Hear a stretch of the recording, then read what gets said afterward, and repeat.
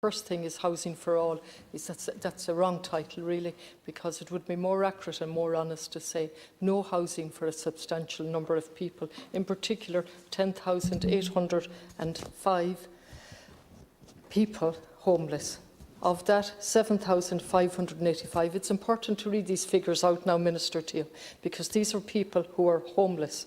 3,220, given a total of 10,805. Now, as I have said repeatedly, and at the risk of boring you with repetition, at what point do you say our housing policy is not working? Will it be 11,000 homeless, 15,000 homeless? What is the figure where gives you cause for reflection? Because it hasn't happened yet. And just before I go on, today in Galway City, people have to leave, homeless people who are being accommodated in B&B have to leave their B&B in the morning at a particular hour, have to stay out all day and back at 6 in the evening. I understand in a number of premises no visitors are allowed. Now, this is what we're doing to people. On top of that, the council, I'm reliably informed, are saying our homeless accommodation is full. Now, if it was an exception, I'd understand that. But this is a direct result of your policy and the previous government's policy. Because I had 17 years as a city councillor, and from 2009, no local authority houses were built, full stop. Shortly after that, you brought in the HAP, and you told us there was no other game in town, and you proceeded to house people in private accommodation on taxpayers' money, plus a top-up payment. It used to be an under-the-counter payment, and then the top-up payment, and you privatised the system of housing. That's what you did, and you're putting in over £1 billion alone into that. And every time I stand up here, heads are shaken as if we have an ideology.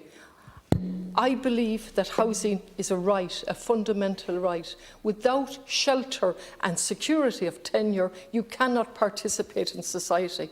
It's very difficult even to be healthy with the constant moving and the constant insecurity. So let's look at some of your own targets. Nearly 2/3 of all local authority home loans have been declined since the scheme opened at the start of the year. The Controller and Auditor General report on the Housing Agency. By 2021, the agency completed acquisitions 868 residential units, 54% of its target. And what do ye do? You continue with schemes that are actively bolstering the market. Let's look at your very favourable Help to Buy scheme. Let's look at your review that you didn't publish until you had made the announcement. The scheme promotes demand for new housing in a market where the problems that exist are unequivocally supply restraints. Let's look at this. There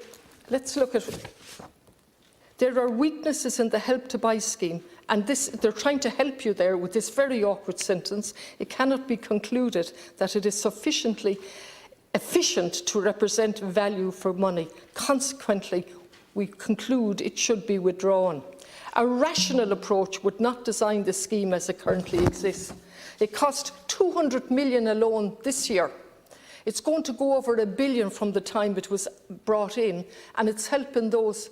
Am I over my time? No. It's helping those who are richer and don't need a deposit. All of that set out. But then, Minister, you take the one sentence where it says, but you can't do away with it now. You have to renew it for 2 years because it's become too big to fail. And it's embedded with the other policies that are bolstering the market. What we need is public housing on public land, along with many other changes.